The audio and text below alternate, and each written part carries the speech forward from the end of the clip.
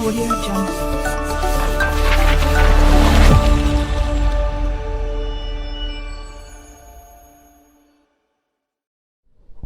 Bismillah.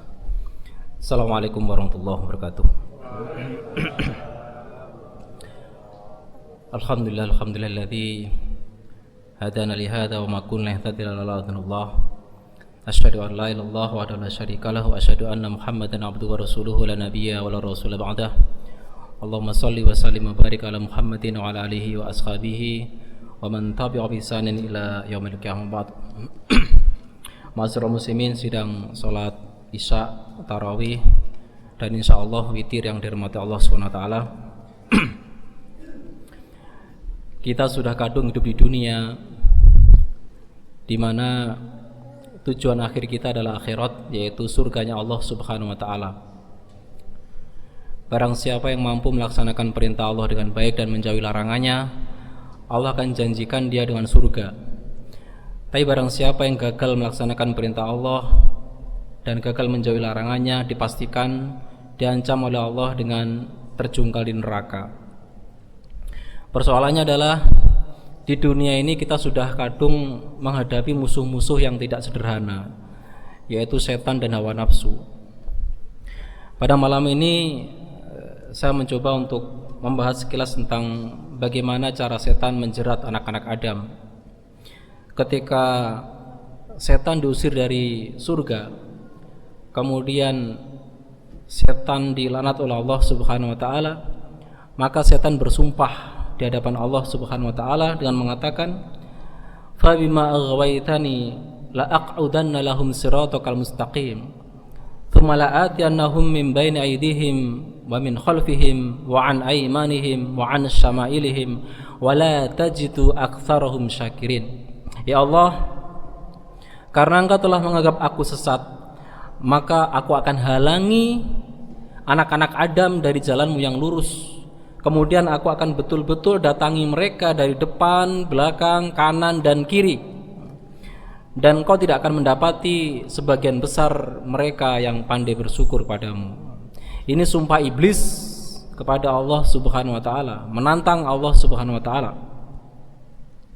Allah juga memberikan fasilitas pada setan, pada iblis. Afazis man istata'tum bi khailikum wajlib alaihim. Kalau begitu silakan kamu kerahkan, kata Allah, kekuatan kalian, wahai iblis, dari tentara, dari pasukan, wasyarikum fil amwali wal awlad, dan gauli mereka, campuri anak Adam melalui harta dan anak-anak.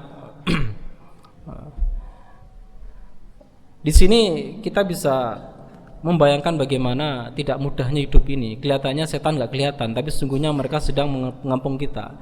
Dalam Ibnu Katsir, dalam Quran Al-Azim, Ibnu Katsir menjelaskan tentang apa makna dari setan atau iblis menyerang kita dari depan, belakang, kanan, dan kiri. Ibnu Katsir mengatakan bahwa yang dimaksud dengan setan menyerang dari depan adalah membuat kita ragu dengan akhirat. Askakahum fi akhiratihim, kata beliau. Artinya kita dihalangi untuk ingat akhirat, ingat mati, ingat akhirat, ingat pahala, itu dihalangi betul. Kita lihat dari ini banyak orang yang kalau sudah urusan duniawi itu laris manis, ya sudah, walaupun bayar pun juga datang. Tapi ketika bicara masalah akhirat, kajian tentang akhirat, tentang ingat kematian, itu sepi mamli, sepi sekali. Walaupun ada snacknya, tetap sepi. Karena memang akhirat itu dapatnya belakangan. Allah mengatakan bal tuhibbunal ajilah. Kalian manusia itu sukanya pada yang segera, terburu-buru dapat. Watadarunal akhirah, dan kalian tidak menggubris dan tidak tertarik dengan akhirat. Itu watak Adam begitu. Jadi kalau makan enak, langsung bayar, langsung dapat, itu cepet ya. Jalan-jalan, lihat tonton-tontonan, joget-jogetan, yang langsung enaknya segera itu segera beli, segera, nggak pakai nunda-nunda, itu segera mereka lari sekali. Rumah walaupun harga 1 miliar, nggak apa-apa, ya langsung terasa enaknya itu berapapun nilainya dibeli. Rumah, mobil mewah, pokoknya yang segera dapatnya itu manusia sangat tertarik. Tapi kalau sudah bicara tentang nanti dan nanti itu nggak tertarik. Salat kali dapat apa? Pahala. Setelah itu Ya nanti di surga menikmati. Kapan? Ya setelah mati. Kapan itu? Nanti. Kapan? Nanti. Pokoknya kalau nanti begitu nggak menarik. Ya. Kamu infak sedekah dapat apa? Ya nanti dilipat gandakan 700 kali. Kapan itu? Nanti. Kapan? Setelah mati. Kapan itu? Pokoknya masih lama begini, sepi orang tertarik. Manusia terburu-buru, watak manusia. Al-ajalatu minasyaiton, terburu-buru dari setan. Disiapkan cara nikah yang halal, yang berkah, malah pacaran, malah selingkuh. Terburu-buru ingin menikmati kelezatan seperti itu, tapi tidak sabaran untuk menunggu ya yang halal, cari yang haram. Pesugihan lah, pelet lah, ya. Lebon lah, macam-macam. Itu karena watak manusia yang terburu-buru. Jadi setan menghalangi dari depan. Pokoknya tema-tema membahas masalah akhirat, masalah kematian itu dihalang-halangi. Makanya seminar-seminar bicara masalah kaya mendadak tanpa hutang, macam-macam, itu laris manis. Tapi begitu tentang ingat akhirat, amal soleh itu sepi. Ya, sepi. Bahkan Rasulullah itu sesungguhnya mengingatkan kita, aksiru dzikra hazimil ladzat. Perbanyaklah kalian mengingat pemutus kelezatan. Apa itu? Al-maut, yaitu kematian. Tema kematian itu janganlah dibahas. Kita ini masih muda, pengen senang-senang di dunia. Tema-tema kematian itu urusannya orang-orang tua yang sudah mau mati. Kalau masih muda ini janganlah ngomong masalah kematian, akhirat gitu. Masih lama mati itu. Masya Allah. Padahal Rasulullah menganjurkan kita persering-sering ingat kematian. Karena dengan kematian itu kita akan tidak mudah melakukan kemaksiatan. Dengan ingat mati itu hilang kesombongan kita. Ya. Dengan ingat mati itu semangat dalam ibadah kita tinggi, seperti itu. Tapi begitu orang lupa mati, sudah sembrono, ya. Kemaksiatan disepelekan, merasa umurnya masih panjang. Nah, merasa umurnya masih panjang ini adalah godaan setan. Hati-hati. Itulah cara setan menyesatkan dari depan. Dijauhkan kita dari orientasi akhirat, diorientasikan kita pada orientasi dunia. Padahal orientasi akhirat itu harus kita miliki di setiap kehidupan kita. Ya, Rasulullah Allah menyindir kita dalam surat Al-A'la, ya. Bal tu'thiruna al-hayata dunya, dan kalian manusia itu cenderung memprioritaskan kehidupan dunia. Wal akhiratu khairu wa abqa, padahal akhirat itu lebih baik dan lebih kekal. Tetapi aneh, yang sepele, yang sedikit, yang sebentar malah diburu-buru, sementara yang kekal abadi kadang terlupakan. Itu watak manusia. Setan selalu melupakan kita dari niat untuk akhirat. Padahal amal-amalan dunia walaupun kelihatannya mubah, tapi kalau kita niatkan untuk akhirat akan menjadi nilai akhirat. Suatu cerita di mana ada seorang pemuda yang gagah perkasa, rajin bekerja, semangat bekerja. Marra bi Rasulillah sallallahu alaihi wasallam rajulun fara'ahu ashabu Rasulillah sallallahu alaihi wasallam binasyatihi bajadatihi. Suatu ketika ada seorang laki-laki yang gagah perkasa, yang rajin bekerja, semangat bekerja. Kemudian dilihat oleh para sahabat waktu itu, sibuk bekerja, ya ibadah juga tapi lebih sibuk bekerja. Kemudian sahabat bertanya, "Lau kana fisabilillah," seandainya orang ini dengan semangat bekerjanya itu fisabilillah ya Rasulullah, pasti lebih baik lagi. Apa kata Rasulullah? "In kana kharaja yas'a liabawaihi saghirain kabiraini lakana fi sabilillah." Kalau dia keluar untuk bekerja dalam rangka mencukupi kebutuhan orang tuanya yang sudah tua renta, dia fi sabilillah. Law kana kharaja yas'a liwaladaihi saghirain kana fi sabilillah. Seandainya dia bekerja keras untuk anak-anaknya masih kecil, maka dia fi sabilillah. Ya, anak masih kecil untuk dirawat.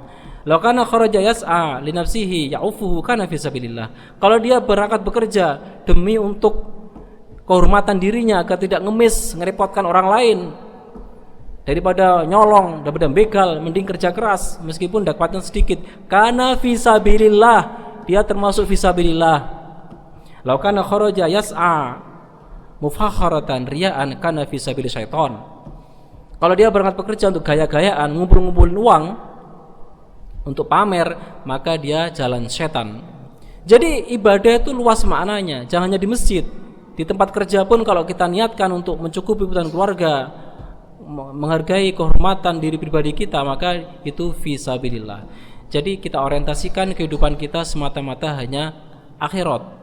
Tapi setan menghalangi dari depan. dialihkan kepada tujuan bukan akhirat, tapi semata-mata untuk duniawi. Baik. Setan mengganggu dari belakang, maksudnya apa? Ibnu Katsir mengatakan arghabuhum fi din fid dunyahum. Setan gandoli kita di belakang, maksudnya apa? Menjadikan kita tertarik dengan dunia. Dunia ini tempat yang abadi, yang paling enak, tidak ada kenikmatan melebihi dunia. Nah, sehingga orang disibukkan untuk mencari kelezatan-kelezatan dunia, hedonisme sampai kapanpun. Uang dikumpulkan, tenaga dikerahkan demi mengumpulkan uang banyak, mobil mewah, demi sebuah makanan enak dikumpul-kumpulkan. Padahal besoknya dia mau mati.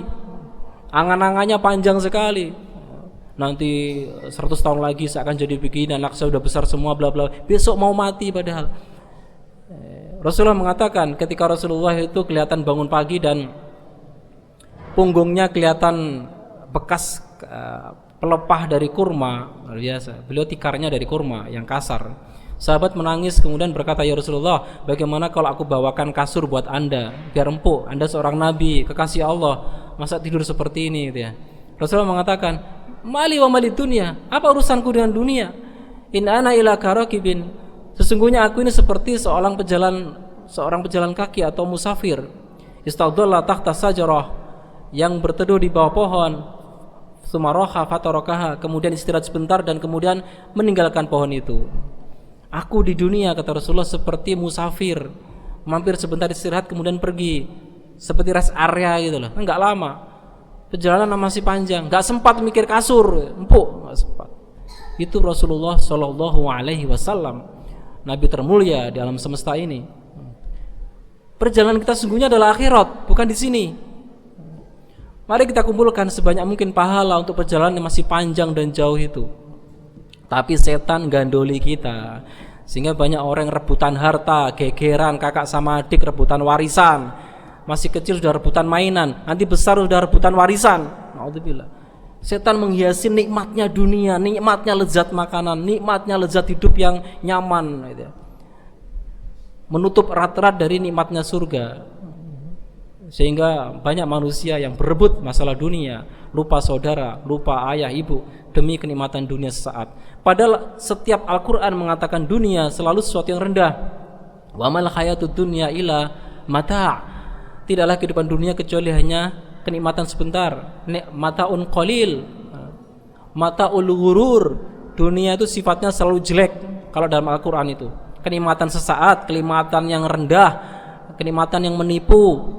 Semua nggak ada baiknya kalau Allah menyebut dunia selalu yang hina-hina, dan manusia yang memburu dunia ikut-ikutan hina. Kebahagiaan abadi, kesenangan abadi kita adalah ridha Allah dan surga. Orang kafir nggak punya kamus itu. Ulaika mablughuhum fid dunya, mablughu ilmihim.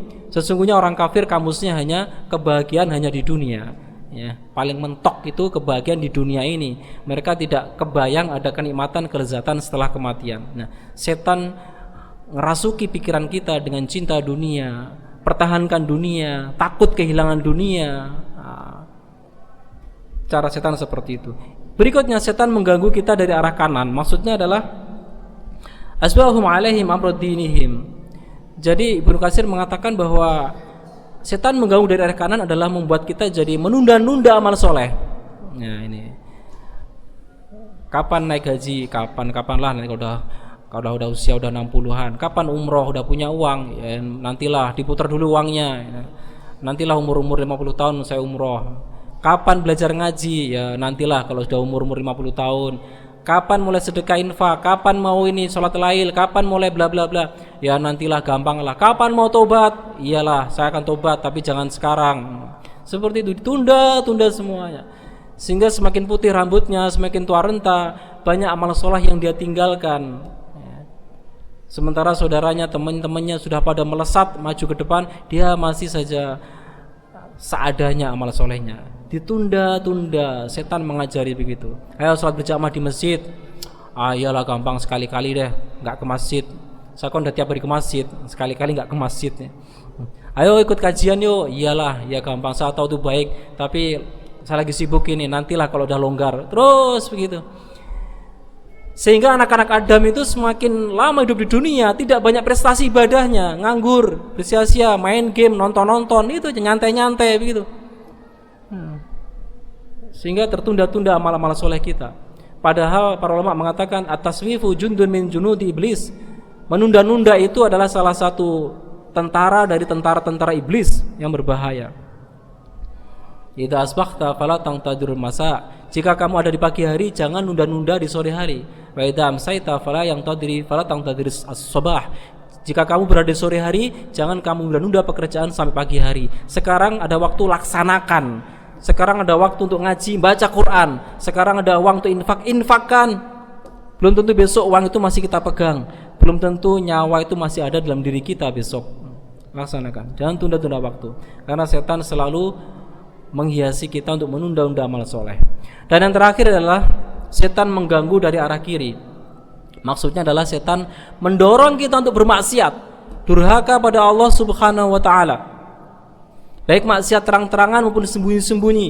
Nah, yang bahaya ini adalah maksiat sembunyi-sembunyi, berbahaya karena itu penghancur pahala yang nomor satu. Rasulullah mengatakan la'alaman aqwaman min ummati ya'tuna yaumal qiyamati bil hasanati masali jabal tihamah bayda fa yaj'alaha Allah haban mansura. Aku, kata Rasulullah, benar-benar melihat nanti di hari kiamat orang membawa pahala-pahala besar sebesar gunung-gunung Tihamah berwarna putih. Gunung Tihamah itu gunung di Arab Saudi sana, itu kayak gunung barisan begitu. Membawa pahala wakaf, zakat, infak, hafal Quran, macam-macam. Tetapi Allah jadikan pahala itu hancur semua, berantakan. Qala Sauban bertanya, sahabat Rasul bertanya, sifhum lana wajalihum lana ya Rasulullah, ala nakuna minhum walan halal. Ya Rasulullah, ceritakan pada kami ciri-cirinya bagaimana orang itu kok bisa amal solehnya hilang semuanya, jadi debu bertebangan seperti apa itu?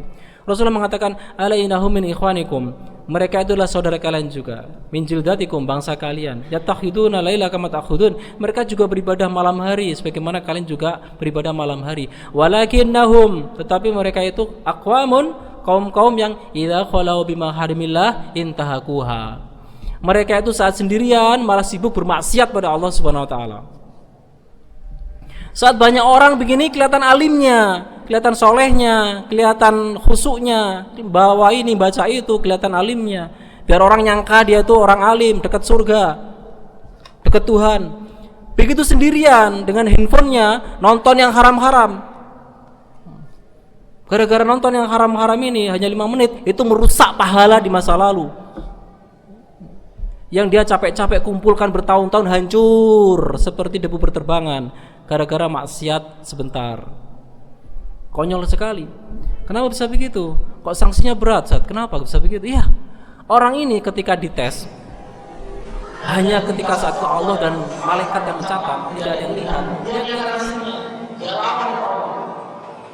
dengan apa-apa maksiat ini. Allah yang bergembira, yang menakutkan.